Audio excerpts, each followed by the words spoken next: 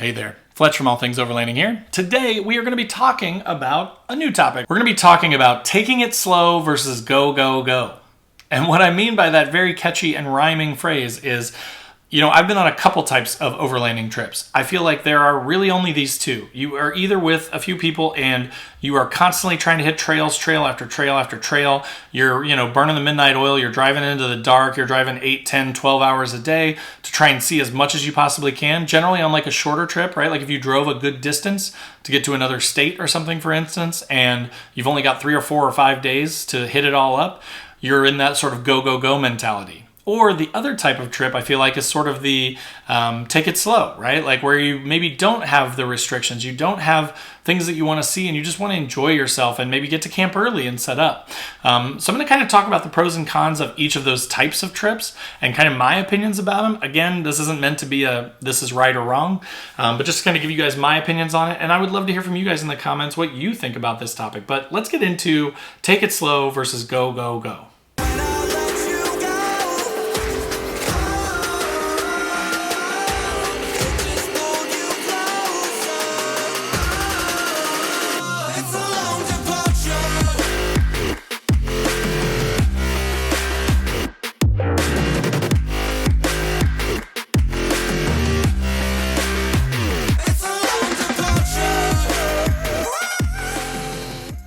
Okay guys, so as I mentioned, today we're talking about taking it slow on an overlanding trip versus, being go, go, go and sort of just rushing as much as possible to hit as many trails as you can. So let's start with taking it slow. I will preface this by saying this is probably my preference when at all possible. And I'm going to also give you like a tip here in a second that allows you to take it slow but still see a bunch of stuff. Like when I say take it slow, I'm not saying don't have any fun, don't see a lot of things, like just hit up like 4 miles of trails in a whole weekend and then be like, well, that sucked, I didn't see anything, but I got to camp a lot, and then you go home. I'm not saying when I say take it slow to never get out and hit trails. What I'm saying with that though is what I generally try to do when I go on a trip is I try and pick a couple of points of interest that I want to see, and I try not to put them on a schedule per se. I try and have an idea. I like to have a rough idea, but I will really do the math on like the miles that it's going to take and how long it's going to take to cover those miles. And I'm going to give myself plenty of time so that I don't feel rushed and I don't feel like I have to just hustle to get to that thing. Again, I've been on several trips that are the opposite of that, right? So the go, go, go sort of style is, we kind of have a loose idea of where we want to be, but we don't plan it out as well. And it always takes longer than you think, right? You always need to buffer that time a little bit, but then you're always just kind of constantly running, and then it's nighttime and you can't find a good campsite. And kind of, for me anyways, half the magic of these trips is finding an awesome, beautiful campsite and, getting to enjoy it, sit there for a little while and relax, not get there at 10:30 at night in the dark and just throw a tent on the ground and go to sleep, right? Like, so for me, that's my preference. Now, if you're more into trails and stuff, I do enjoy hitting trails, don't get me wrong, but not to the degree that like I want to not get to enjoy my campsite at all, right? So, but if you are more into just like trails and you want to wheel more, and you go to more challenging places like an Ozarks or, someplace like that has some crazy water crossings or things like that where you can expect to get stuck for an hour or two at a time recovering rigs from an obstacle, then that's totally fine too, right? Again, not saying one is better than the other, but in my opinion, I kind of like the take it slow. So now what I mentioned earlier was there are ways to make the take it slow better. And what that really means is you got to plan. You got to spend a lot more time planning. All right, so the go, go, go style is like, generally there's less planning involved, right? It's just kind of you have a loose idea of where you're going to go. And again, everything always takes longer than you think.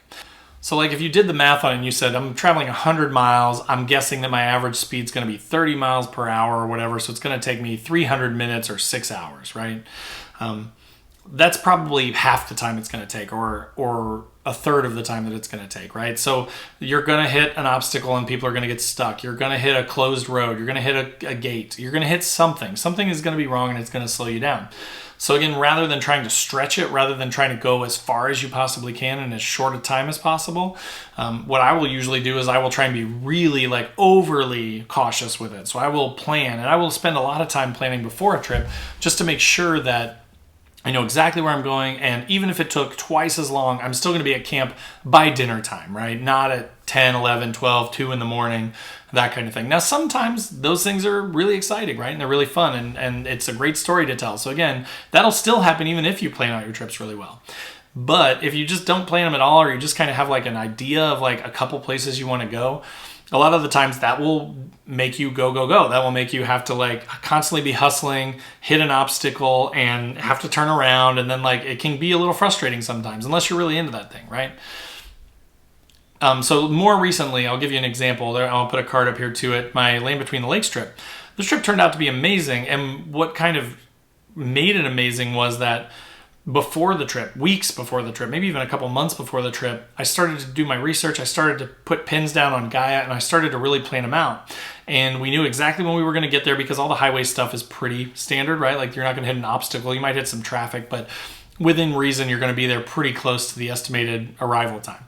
But so then once we started there, then I basically threw out a few pins, and I did kind of leave it a little bit loosey-goosey. So if we couldn't get to one, then there were backups, right? So there were multiple campsites or multiple locations that we wanted to check out throughout the trip. So we had a goal in mind, and then if we hit a roadblock, then we just immediately gave up on it and moved on to the backup plan.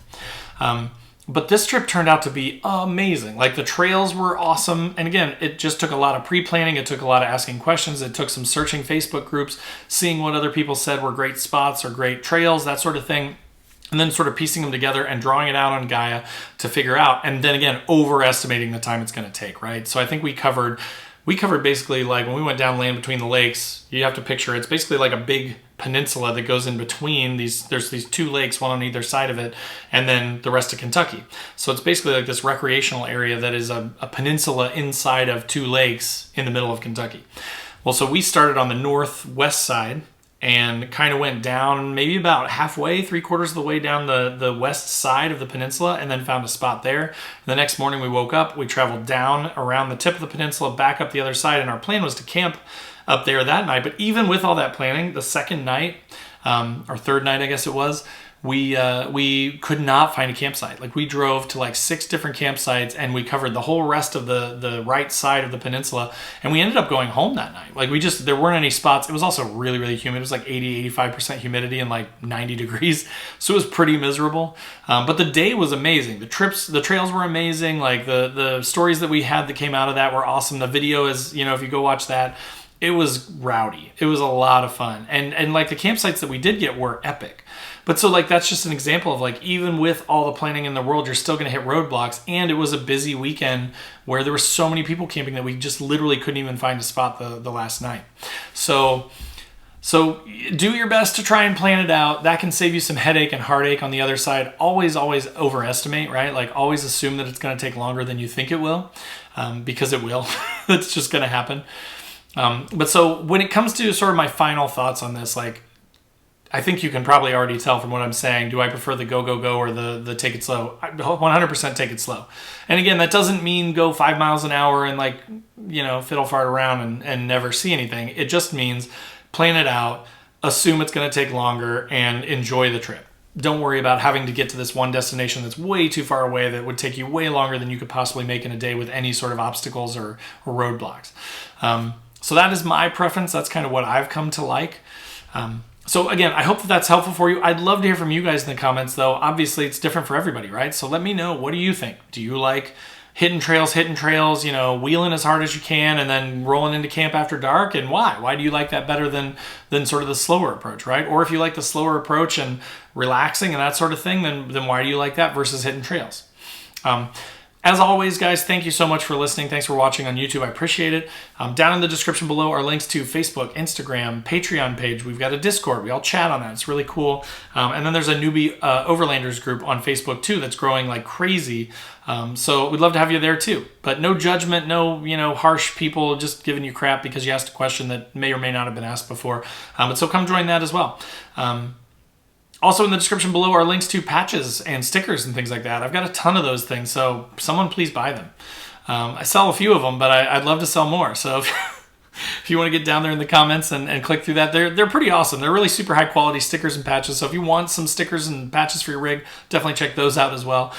Thank you guys so much for watching. Thank you for listening, and we will see you guys next week. Take care.